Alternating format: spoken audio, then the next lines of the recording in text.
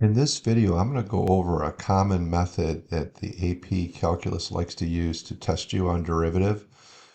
And with this, they will give you a table with multiple x values and the original function's answers at the x value and the derivatives values at those points.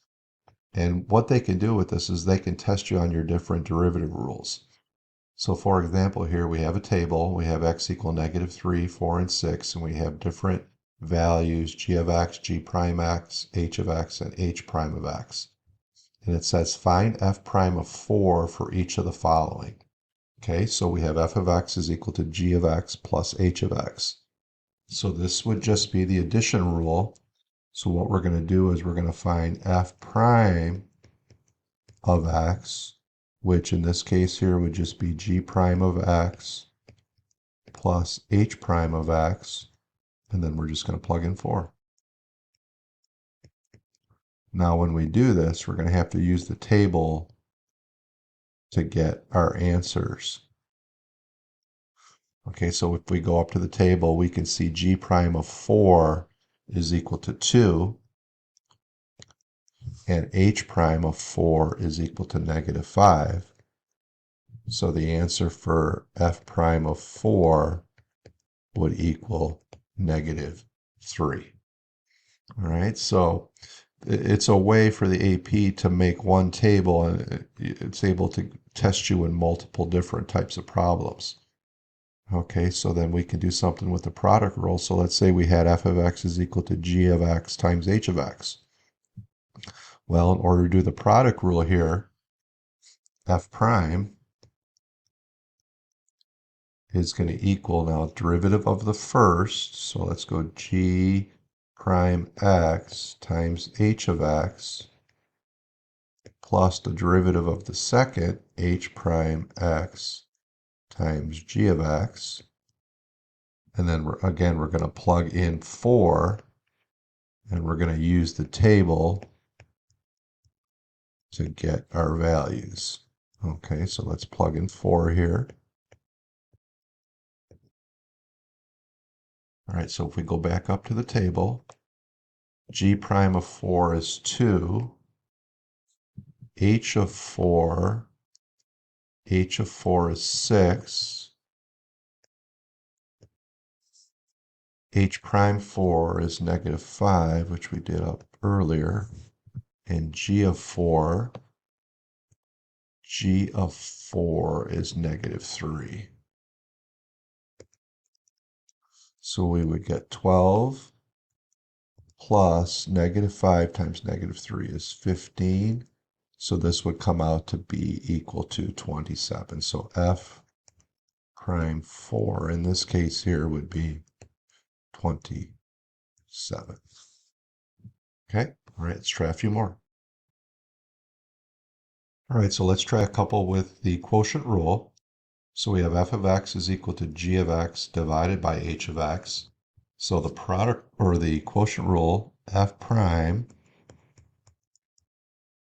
would be equal to low times d high, so g prime x, minus high times d low, which would be h prime of x, all divided by low squared, so it would be h of x squared. So in this case here, we're going to plug in 4. So we're going to find f prime of 4. So let's do it up over to the right here. So h of 4 would be 6 times g prime of 4 would be 2 minus g of 4, which is -3, times h prime of 4, which is -5, divided by h of 4, which is 6, squared. So I would get, this would be 15 here. So I get 12 minus 15 over 36. So that looks like it's going to be -3 divided by 36. Okay. All right, so let's do the same thing and let's reverse it now. So let's do f of x is equal to h of x divided by g of x, and we want f prime. So again, we're going to use the quotient rule, which would be low times d high minus high times d low, all divided by low squared. So g of x squared. So again, we're going to plug in our values. G of 4 is negative 3. H prime of 4 is negative 5. Minus h of 4 is 6. Times g prime of 4, which is 2. Divided by g of x squared, so that would be negative 3 squared. So in this case here, I would get 15 minus 12, so it would be 3 over 9. So it would be 3 1/3. So f prime 4 would be 3/9, which is 1/3. Okay?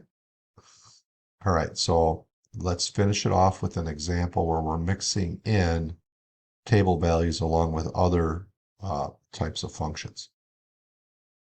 Okay, in this last example, I'm going to mix in other function values along with the values from the table. So in this case here, if I want to find f prime, it looks like I have a product rule, so I got one function times another. Okay, so the derivative of the first would be derivative of 3x is 3, and then 7gx would be 7's a constant, so it would be 7 times g prime x times my second function, 5 minus h of x, plus the derivative of the second. Well, the derivative of 5 is 0, so I would get negative h prime x times the first, so 3x plus 7g of x. All right, so now in this case here, I have to plug in 4 again. So wherever I see an x, I'm going to plug in 4.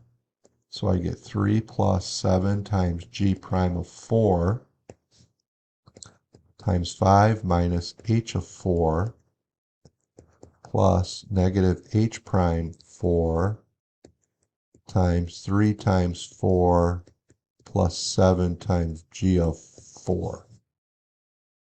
Okay. G prime of 4 is 2. So I get 3 plus 7 times 2. And then I get 5 minus h of 4 is 6. Plus h prime of 4 is 6. I'm sorry, h prime of 4 is negative 5, but I have a negative out front. Times, we get 12, and then g of 4 is negative 3. So 7 times negative 3. All right. So I would get, let's move this down some. So I would get 3 plus 14, so I get 17 times negative 1. This plus, this is 5 times 12, this is 12 minus 21, which is 12 minus 21 is negative 9. So I'd get negative 45 for this part. So I would get negative 17 minus 45. And 17 minus 45 is negative 62. Okay? So that one was kind of a longer problem, but it'll show you how you can mix functions with the table values to take derivatives. Okay, hope you liked the video. Thanks for watching. Please like and subscribe.